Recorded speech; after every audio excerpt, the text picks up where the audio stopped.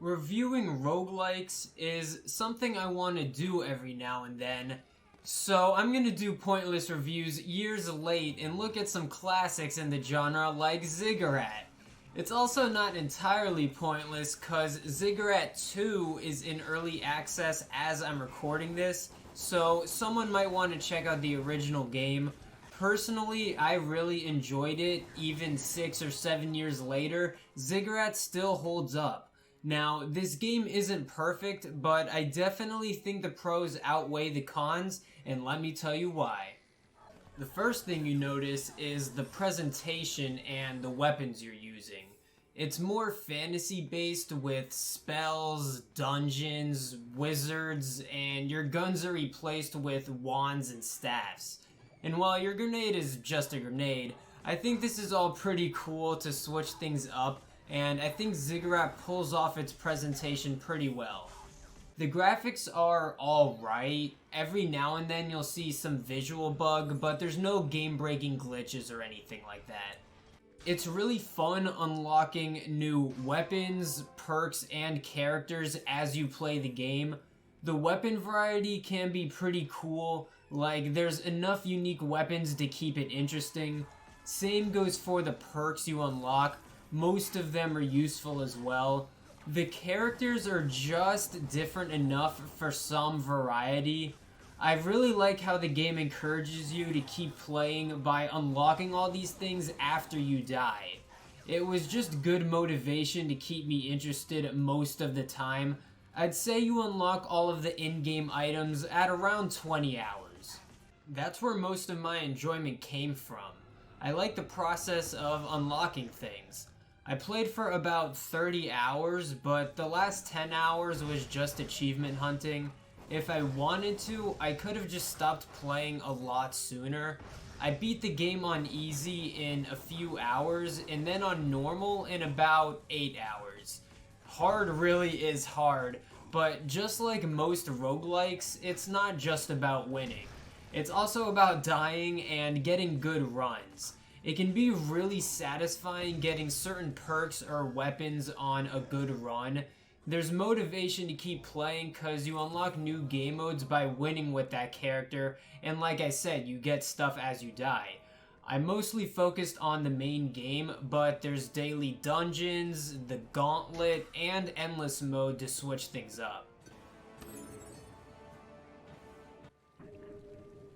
The replayability is really up to you. You can play for 3 hours, 30 hours, or even 300 hours if that's your thing.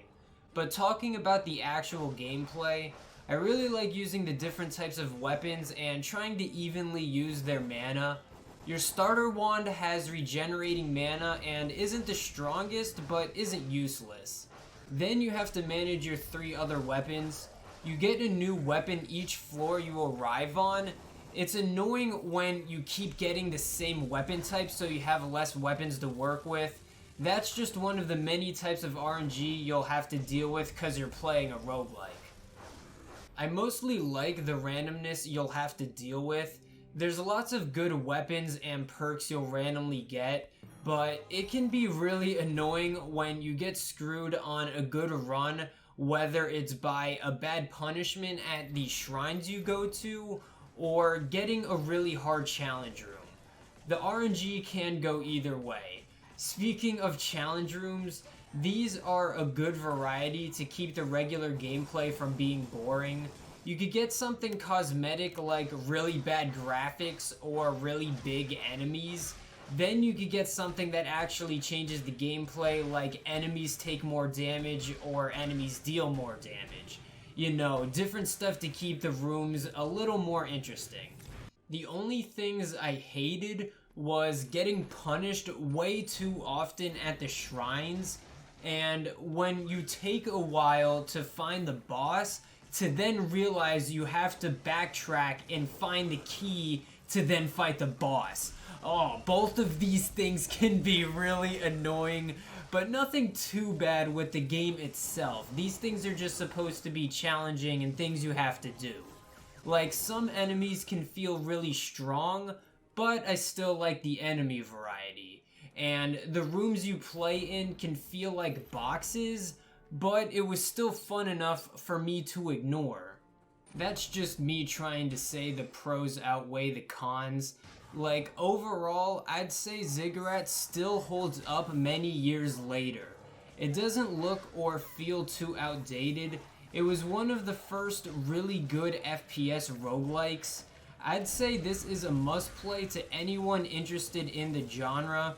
You see, I normally prefer roguelites over roguelikes, but Ziggurat really does a good job with its initial progression. On top of that, it's just fun to play. So I'd have to recommend this game to any roguelike or first-person shooter fan. Ziggurat is a bit of a classic in its genre. It also defeated early access, and as I'm recording this, I hope Ziggurat 2 beats early access as well.